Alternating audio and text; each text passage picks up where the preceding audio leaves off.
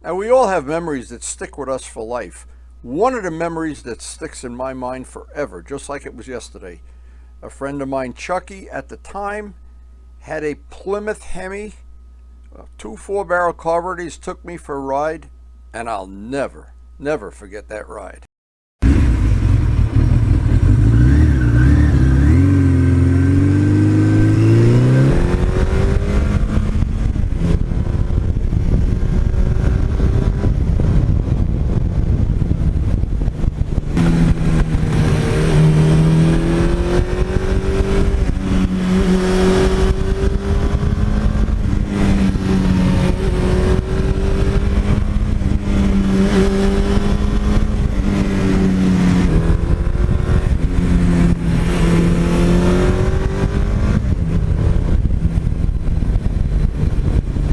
Now, the things I remember from that Plymouth Hemi, I just remember them. The sound when those two 4-barrels were nailed open.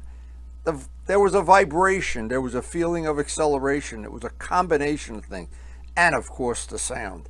Now, I had never experienced anything like that at that time, but now it's the 80s, and I had gotten a Suzuki 1000 just before this, and I was still a little bit into drag racing, and I went and I traded the 1000 in for this bike. I traded it in 1982. I broke it in as meticulously as a person can break in a bike. I really wanted this to be just something I was just lusting for the whole time. I got from the minute I got to see it right to the time I took it to Lake George for the first time and just held that throttle wide open. And I said, wow, it reminded me of Chuckie's Hemi, and that the sound, the vibration. I'm sure people, now I'm 80 years old, I'm sure other people my age go back into the day and remember it well.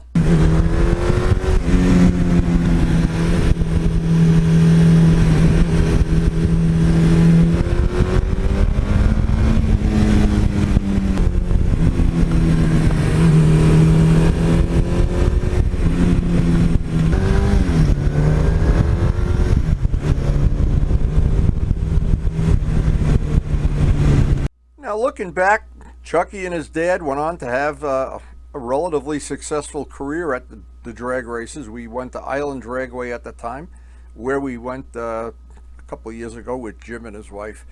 Relived those memories. That video's out there. But the drag racing was only part of it. I remember going to his house many times, and they'd be always working on the car. They were always doing something to it. And I thought to myself, wow, this is some special car. He took it to the drags he had at the time, was all the latest things, the ladder bars in the back and everything. But I never forgot that first ride. And the only thing in my life that comes close to it, because I was still young and impressionable then, is when I started taking the Suzuki out on the main highways, going through the gears, laying on a gas tank. There was just something about it. I don't know what it is, because modern bikes, of course, are a lot faster. They're smoother. They're quieter, at least if you leave the factory muffler on. But somehow, and I think it's just a fact of it's the time of your life when you're impressionable, that just stuck in my mind along with Chuckie's Hemi. And I said, wow. Now, years went by. Of course, I've had the bike 44 years. And then the third thing comes to mind is the same experience when I got the R1, and it was all broken in, and I went out on Route 80, and I said, I want to see what the top speed of this bike really is. And it scared the bejesus out of me. It was just one of those things you never forget. So in my case, it's funny. It's a Plymouth Hemi, Suzuki GS, and the R1, and they all stay with me forever.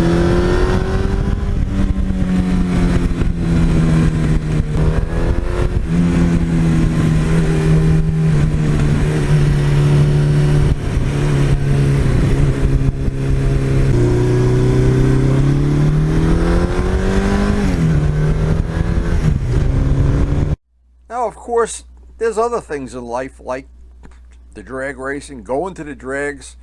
Back in the day, it was such a big thing to go, and now when I went 52 years later, it brought back so many good memories.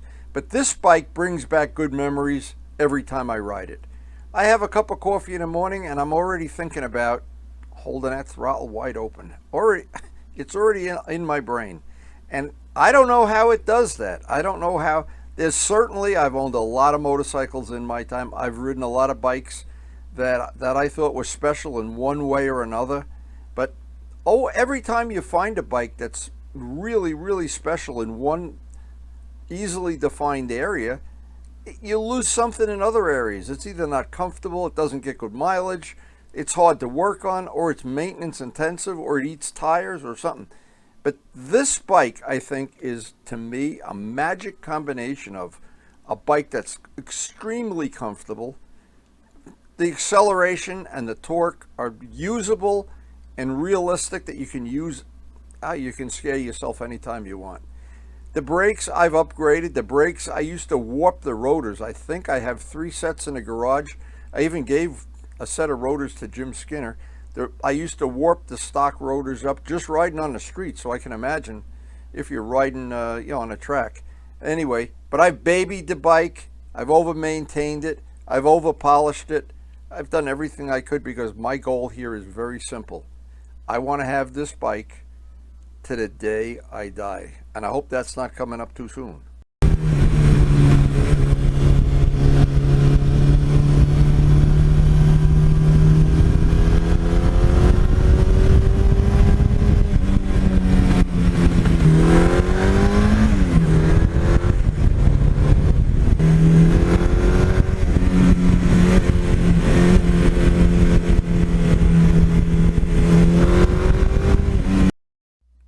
So sometime when I'm out riding this bike and I think about all the memories I've had it, all the years I've had it, and I think about drag racing. I watch a lot of drag racing on YouTube, of course. And then I think, whatever happened to Chuckie's Hemi? Wow, all the years we were pals, and all the years he went on to be successful. He became a good mechanic, if I remember right, too. I worked with his dad at one point in my life. But I wonder what happened to that car. Wow, if anybody ever knew, that would make a great video unto itself. And wouldn't it be funny if he still had it? That'd be unbelievable. But anyway, I'm lucky enough to still have this. I was tempted to sell it many times in the 44 years I've been offered X amount of money for it. There's no money that can buy this from me. It's a part of my life. It's been part of my life. For now, I'm 80 years old. I've had it 44 years, more than half of my life.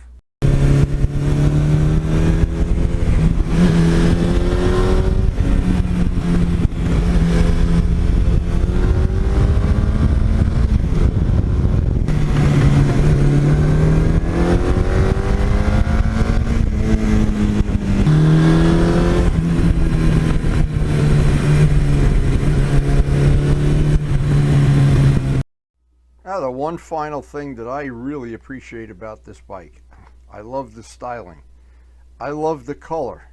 The paint has stood the test of time too. Now, I know a lot of people that have older bikes, the paint really deteriorates. And I of course have made a separate video of how I restored the paint on this. You can check out the channel for the playlists and whatnot for painting. And a lot of the chrome has actually stood the test of time too, and I'm really surprised at that. And this has an 86 exhaust system, and it's got black chrome on it. And actually, after all the years, I thought it might really get bad and rusty and grimy and everything. And maybe because I constantly maintain it, that it has stayed that way. Of course, the sad news is on these bikes, getting a stock exhaust system that's not in bad shape is it's a challenge anyway. And unless you want to go to a 4-in-1 or an aftermarket, but for the people like myself that want to keep it stock and keep it quiet, there's no substitute for just polishing that exhaust. Over the winter, put a little WD-40 on the chrome so it doesn't rust when you're not riding a bike, among other things. But I have really paid that price. That's the price, I guess, you see if you've been a subscriber for many, many years. You know, I never shortchanged the bike on polishing. Never let it go. And when you're all done, put a good coat of Flitz on it. That's such cheap insurance that I can't even believe. Some people don't do it, And in the springtime, when it's time to start riding a bike, you'll always be so glad, very glad you did it.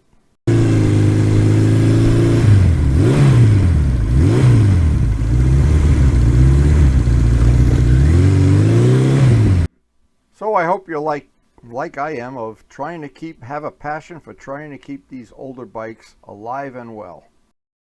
Now, if you're new to our channel, we have a very, very eclectic channel.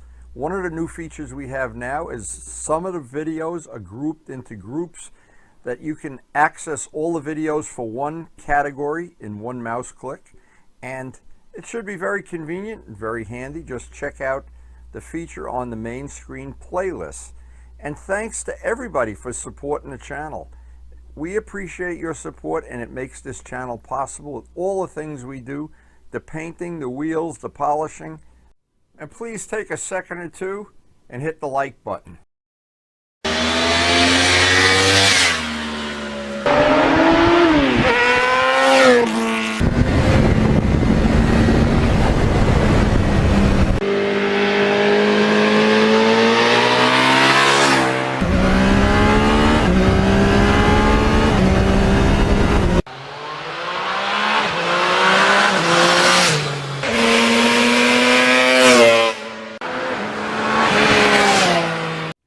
And thanks everyone for watching.